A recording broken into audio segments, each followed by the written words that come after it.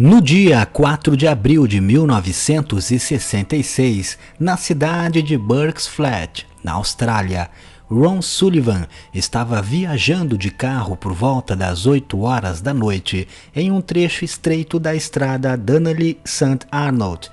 De repente, à sua direita, em um pasto que havia ao lado da estrada, Ron observou luzes estranhas que, em um primeiro momento, ele imaginou se tratar de um trator. Provavelmente algum agricultor trabalhando até tarde para arar a terra. Porém, ao se aproximar um pouco mais, ele viu que não era um trator. A luz estava próxima ao solo e possuía um formato oval.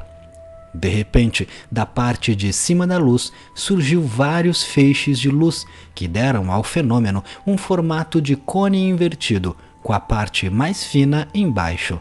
A parte inferior deste cone de luz possuía cerca de 15 metros de diâmetro e a parte superior cerca de 20 metros de diâmetro. Apenas alguns segundos depois, a luz oval que estava na parte inferior do fenômeno subiu, porém os feixes de luz permaneceram parados. Então era como se a luz oval tivesse engolido os feixes de luz. Após tudo se fundir novamente em uma única estrutura oval, a luz disparou em alta velocidade, sumindo quase que instantaneamente da vista de Ron. Durante o pouco tempo que Ron avistou o fenômeno, ele continuava dirigindo, olhando as luzes e a estrada ao mesmo tempo. E ele lembra que as luzes do farol de seu carro durante o avistamento se curvaram e começaram a ir em direção ao fenômeno, e quanto mais ele se aproximava, mais as luzes se curvavam.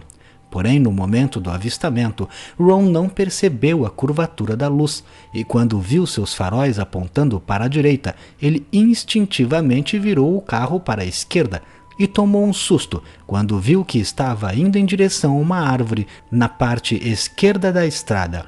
Foi então que ele percebeu que as luzes estavam entortando em direção ao fenômeno e não o seu veículo que estava indo para a direita. Por pouco, Ron não se acidentou. Após o incidente, Ron enviou seu veículo para o mecânico para que fosse verificado os faróis e foi constatado que os faróis do carro estavam funcionando perfeitamente.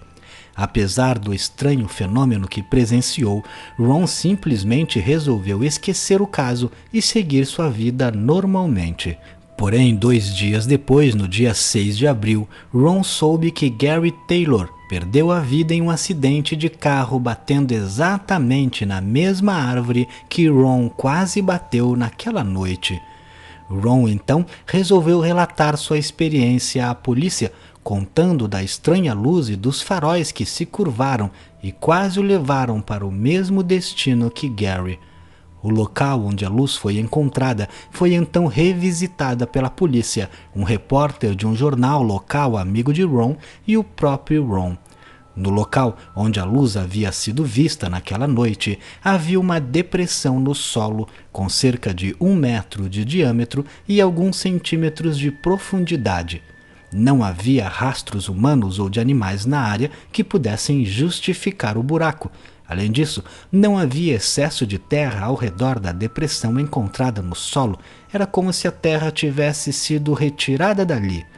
Neste caso, temos um fenômeno se apresentando de uma forma muito diferente do que é comumente relatado. Primeiro, porque a testemunha, quando passou próximo ao objeto, não conseguiu ver o seu formato. Tamanha era a intensidade do brilho. Segundo, que a luz se comportou de forma muito estranha, emitindo aqueles feixes de luz para cima e depois os engolindo com um movimento muito estranho. Mas o que mais intriga de fato é o movimento das luzes do farol do carro se curvando em direção ao fenômeno luminoso. O que podemos supor com bastante assertividade, assim como fez Ron, que o mesmo fenômeno luminoso foi o provável responsável pelo acidente de Gary, que talvez não tenha percebido a tempo que seu carro não estava saindo da estrada, mas sim seus faróis que estavam se curvando. E este fenômeno pode ser explicado pela física. A luz em si não faz curvas, ela segue sempre reto pela malha do espaço-tempo.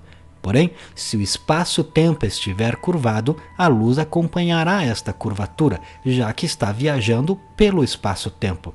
Isso é um fenômeno que pode ser visto próximo a buracos negros e também próximo a objetos muito grandes no espaço, que possuem uma grande massa. Este fenômeno é explicado pela teoria da relatividade de Einstein, que foi comprovada no dia 29 de maio de 1919 durante um eclipse solar.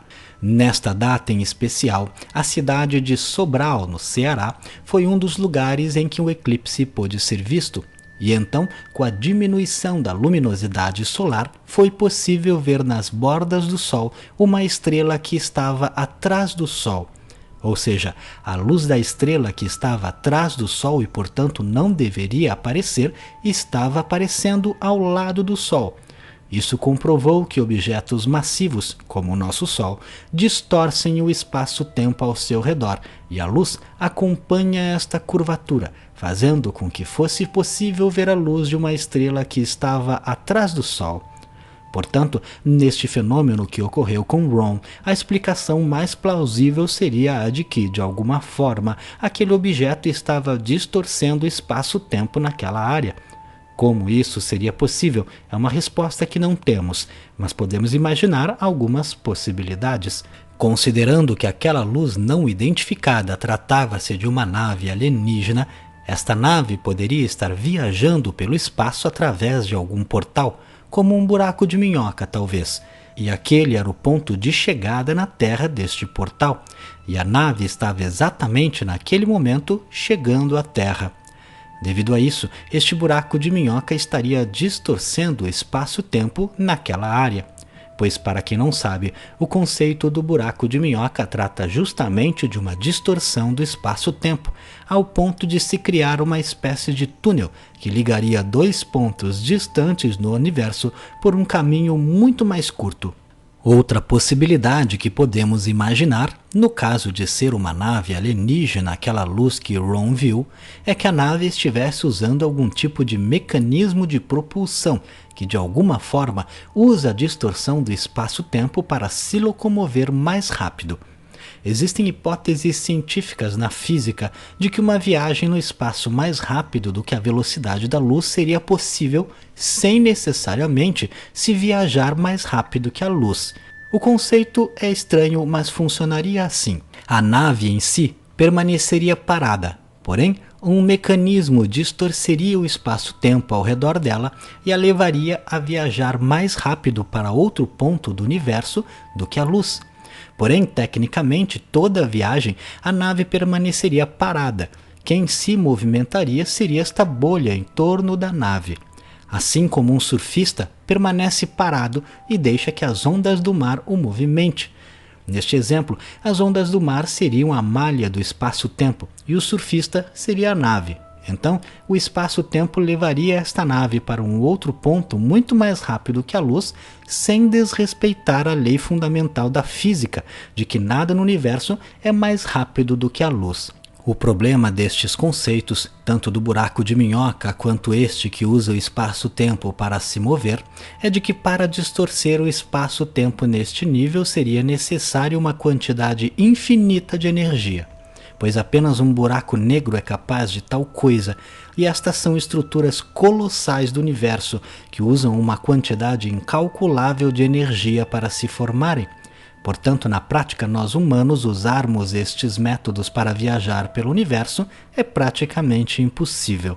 Mas talvez possamos imaginar que estes seres possuam algum tipo de tecnologia que permita esse tipo de viagem, o que explicaria a luz se curvando em direção ao fenômeno.